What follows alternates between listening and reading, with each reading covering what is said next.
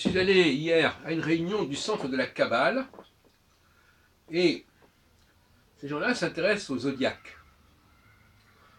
Mais ils fixent le changement de signe zodiacal à un autre endroit que le font les sidéralistes, astrologues spécialistes ou les astrologues tropicalistes.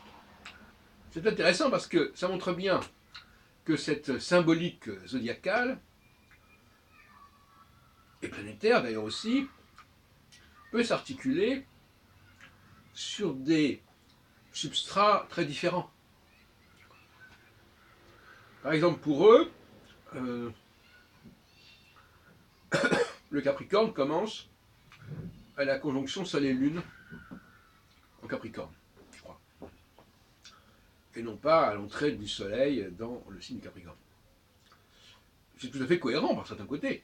Donc ils intègrent le calendrier hébraïque comme base de la fixation des signes zodiacaux. Tout ça pour montrer que ces signes zodiacaux, c'est avant tout un langage. C'est un langage qui peut être porté, véhiculé par différents types de supports. Et c'est pour cela que moi, j'ai dit dans une autre vidéo, qui n'est peut-être pas encore en ligne d'ailleurs, que c'est toute la symbolique zodiacale qui me paraît devoir être évacuée de l'astrologie.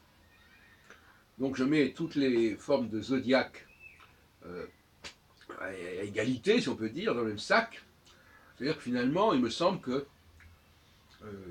l'astrologie n'a pas besoin de cette symbolique zodiacale, qui est d'ailleurs une symbolique importée par l'astronomie et non pas par l'astrologie, dans un but purement de classification, de localisation des planètes, sans aucune arrière-pensée au niveau de la signification. Donc, quand les astrologues commencent à dire oui, mais si on a pris cette symbolique zodiacale, c'est parce qu'elle est liée aux saisons, donc ça veut dire que, puisqu'elle est liée aux saisons, il faut donc construire le zodiaque sur le point vernal. Voyez-vous, toutes sortes d'enchaînements comme ça, qui ont l'air raisonnables, mais qui en réalité sont tout à fait discutables. Alors évidemment, il y a l'argument du genre ça marche mieux, etc. etc. Enfin, ça, c'est un autre problème encore. Je dirais à ce sujet-là, pour terminer cette brève causerie, que dans l'astropsychologie, on ne peut pas véritablement prouver que tel système marche mieux que d'autres parce qu'il y a une combinatoire de tellement de facteurs que c'est tout à fait infaisable.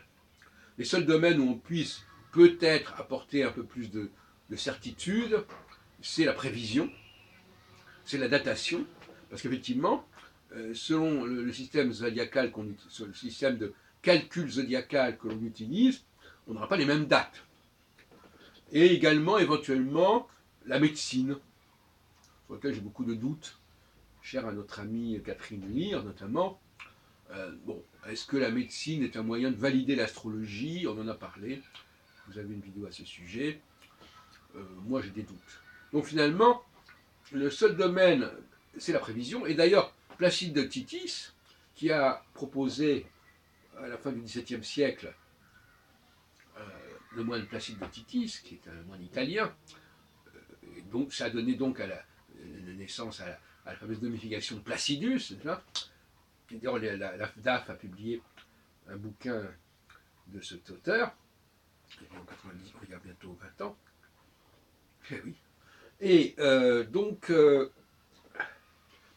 Placide de Titus avait proposé de réformer le système des maisons, également en vue de la prévision, puisque à son époque, le système des maisons était la base même de la prévision par les directions primaires.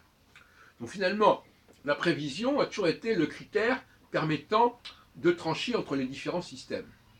Et non pas, comme l'ont fait souvent les sidéralistes, en disant, vous voyez, vous reconnaissez mieux quand on prend le signe d'avant, etc. Tout ça, c'est du pipeau, n'est-ce pas? Les arguments de type astropsychologique ne sont pas sérieux et ne sont pas valables. Les seuls arguments valables, c'est quand on donne des rendez-vous, et Barbeau ne me dira pas le contraire, des rendez-vous avec certains types de situations, d'événements, de climat qui va changer. Parce que finalement, ce que l'astrologue est censé annoncer, c'est un changement. Si c'est pour annoncer des choses qui sont évidentes, c'est pas la peine. L'évidence étant, non pas, parce que on sait que les choses doivent changer, mais l'évidence, c'est de dire à quel moment elles doivent changer. C'est là que l'astrologie a son mot à dire. Et quand je dis que l'astrologie est un baromètre du climat social, il faut bien que je me fasse comprendre. Il ne s'agit pas tout simplement, comme font les journalistes, de constater par des sondages d'opinion ce que les gens pensent à tel et tel moment. Il s'agit véritablement de prospective, de sismographie, de sismologie. L'astrologie n'est pas là pour se faire écho de ce que tout le monde sait. Elle est là pour prévoir, c'est-à-dire pour voir avant les autres.